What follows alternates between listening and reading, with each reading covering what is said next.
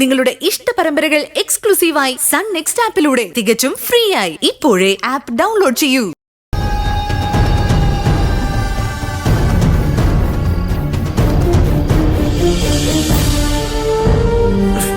ഇത് തന്നെ എവിടെ നോക്കിയാലും നടക്കുന്നത്. ആരെ എങ്ങനെ ട്രാപ്പിലാക്കി 10 പൈസ ഉണ്ടാക്കാന്ന ഓരോരുത്തരുടെയും ചിന്ത. ഞാൻ അവന് 10 പൈസ കൊടുക്കത്തില്ല. അവനോട് എന്റെ കയ്യിൽ നിന്ന് കാശിട്ട് വാങ്ങിയാനും പോകുന്നു. സേതുവേട്ടന് കാശ് തന്ന രാജശേഖരനാണോ? അല്ലല്ലോ. അല്ലല്ല എടാ, അത് ജോണി എന്ന് പറഞ്ഞ ഒരാളവൻ. അവനെ രാജശേഖരന്റെ ആളവൻ. അതൊന്നും നമ്മൾ നോക്കിയിട്ട് കാര്യമില്ല സേതുവേട്ട. നമ്മൾ കാശ് വാങ്ങിയ ആളിന് നമ്മൾ കാശ് കൊടുത്തല്ലേ പറ്റൂ. അഡ്വാൻസ് വാങ്ങിച്ചിട്ട് വർക്ക് ചെയ്തിരുന്നെങ്കിൽ എന്തെങ്കിലും ബുദ്ധിമുട്ട് വരുമായിരുന്നു സേതുവേട്ടാ?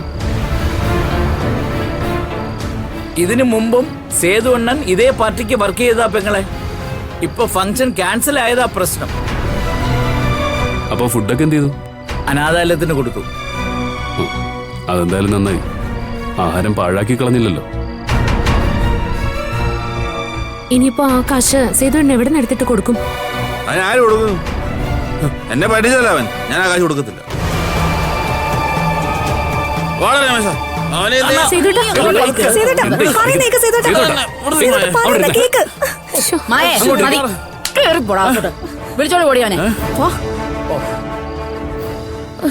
എന്റെ ദൈവമേ, ഇനി എത്ര നാള് കിടന്ന് കഷ്ടപ്പെട്ടാലാ മോനെ ഇത്രയും കാശ് ഉണ്ടാക്കാൻ പറ്റുന്നത്? ആ ജോണി രാവിലെ കാശിന് വരുമെന്നാ പറഞ്ഞിരിക്കുന്നത്. വരട്ടെ, നമുക്ക് സംസാരിക്കാം. എന്നാ പിന്നെ ഞാൻ അങ്ങോട്ട്. ശരി രമേശേട്ടാ. അമ്മേ. ഓ കണ്ടോ സൂര്യ, അന്ന് ഞാൻ വഴക്ക് പറഞ്ഞതിന് ശേഷം ഇന്ന് വരെ രമേശേട്ടൻ മദ്യപിച്ചിട്ടില്ല. അതിനർത്ഥം ആർക്ക് വേണമെങ്കിലും മദ്യപാനം നിർത്താന്നല്ലേ? വലിയ കാര്യമായി പോയി. അതെങ്ങനെയാ? നിന്റെ ഏട്ടന് സങ്കടം വന്നാലും സന്തോഷം വന്നാലും കുറെ വയറ് നിറച്ച് മോന്തണം. അവന്